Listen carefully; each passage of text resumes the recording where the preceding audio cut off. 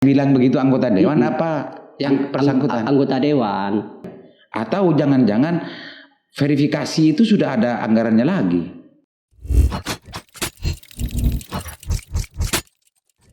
Ya. Oke, selain urusan keterbukaan data, apa lagi yang dilakukan oleh cabang? Ini sangkut pautnya tetap dengan dinas pendidikan. Pendidikan juga. Iya.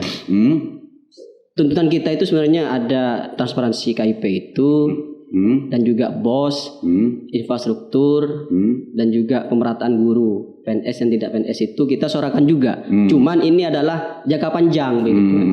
Karena persoalan ini memang sangat sangat fundamental di Kabupaten Bangkalan terkait dengan pemerataan guru dan juga infrastruktur, harus ada DAK, DAU dan seterusnya itu.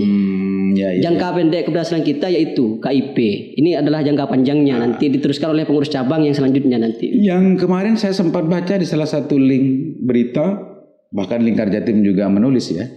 Itu katanya atas aspirasi PMI cabang Bangkalan, Komisi D DPRD Kabupaten Bangkalan melakukan hearing tentang masalah masalah apa itu? Oh, iya. Itu juga tuntutan kita sebenarnya, mempertemukan kita dengan semua elemen pendidikan. Salah satunya dinas pendidikan, Korwil, dan juga Komisi D selaku mitra. Masalah apa itu? Masalah pendidikan tadi itu bahwa mari benahi pendidikan bersama, termasuk insentif guru, guru ngaji dan guru madin itu yang memang juga programnya dinas pendidikan, anggarannya ngambil dari sana kan, dari dinas pendidikan. Insentif guru madin dan itu visi misinya Pak Bupati. Iya, maka Pak Bupati. Visi misi Pak Bupati kan tidak boleh dicederai oleh oknum yang ada di bawah begitu. Terus apa sebetulnya yang jadi persoalan dari teman-teman cabang PMI kalau bicara urusan guru insentif guru ngaji gitu ya? Kan itu sudah secara politik sudah menjadi komitmen dari Pak Bupati dan itu sudah dilaksanakan. Sebetulnya apa sih yang menjadi persoalan di sini? Kita menemukan pungli di bawah terkait ada pungli terkait dengan insentif guru ngaji dan juga madin begitu kan. Nah, kenapa kemudian saya mengatakan begitu ya karena saya punya data begitu kan. Oh gitu. Iya. Ada datanya gitu. Ada datanya. Jadi tidak mengada-ngada lagi. Tidak mengada-ngada. Artinya begini, insentif guru itu dicairkan begitu kan. Kemudian di kecamatan itu ada istilah korcam yang di-SK oleh Pak Bupati. Korcam guru. Iya. Apa? Korcam guru ngaji. Guru ngaji dan madinnya itu. Terus. Sehingga kita advokasi ke bawah pengakuan dari satu masyarakat pada saat pencairan di 2020 itu. Tahun ini. Nyampe ke Bank Jatim, kemudian oleh Satpam itu ditanyakan mana surat rekom begitu kan, surat rekom dari Korcam. Gak ada kata yang mau ngambil itu, gak ada surat rekom. Pulang kalau gak ada surat rekom gak cair. Saya lihat di Perbu gak ada kebijakan harus surat rekom. Oh gitu. Iya. Wah, berarti PMI ini sudah 2 langkah ke depan ya, melihat regulasinya Perbu gitu ya. Gak ada surat rekom di kebijakan pencairan insentif guru itu. Di syarat-syarat pencairan itu tidak ada klausul rekom Korcam gitu ya. Gak ada. Nah, makanya terus kemudian ada salah satu masyarakat juga mengambil uang itu tanpa rekom cair gitu ya. Disinilah saya kaji bahwa seakan-akan ada diskriminasi satu. Yang kedua adalah ada sebuah kebijakan yang memang itu tidak terstruktur. Gitu. Akhirnya berangkatlah yang mendapatkan insentif tadi itu yang tidak dapat karena tidak ada rekom, berangkat ke rumah Korcam mengambil surat rekom itu, ambil ke Bank Jatim, kemudian dapat rekom berarti. Dapat rekom.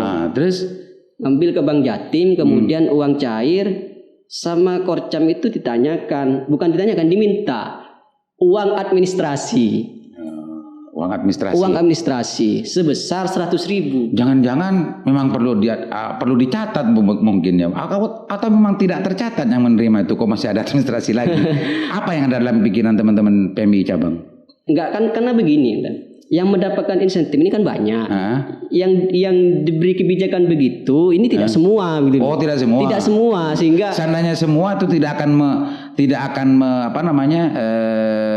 mempengaruhi sahabat-sahabat PMI di cabang untuk bergerak ya. Iya. Karena ini salah satu diskriminasi. Diskriminasi. Kepekaan itu yang membuat sahabat-sahabat PMI cabang melakukan gerakan advokasi di sini. Gitu Karena begini kan. Ternyata apa ketemuannya?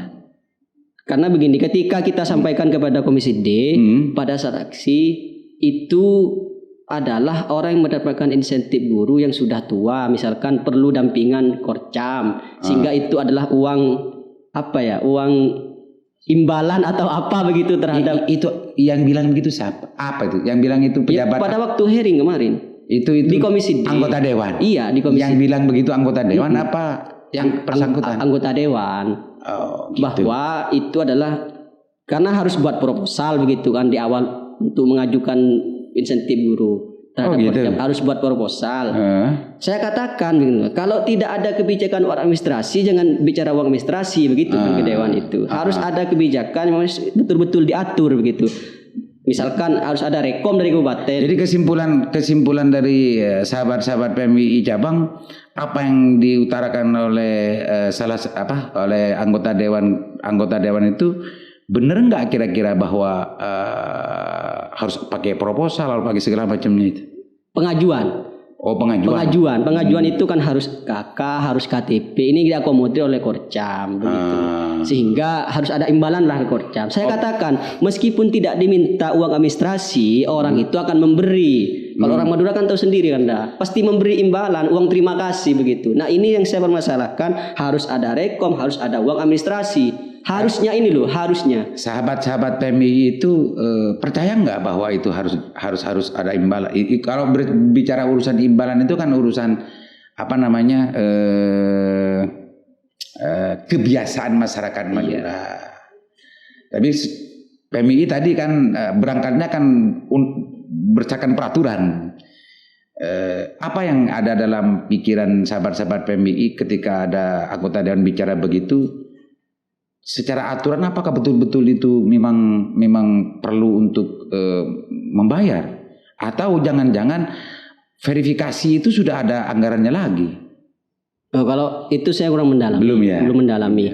Cuman kasihan lah karena uang itu 600.000, kemudian dipotong BPJS, kemudian dipotong 100.000. BPJS cairnya itu 3 bulan 1 kali kan, 1 bulannya 200. Itu yang ditemukan sahabat-sahabat PMI itu beberapa kecamatan itu.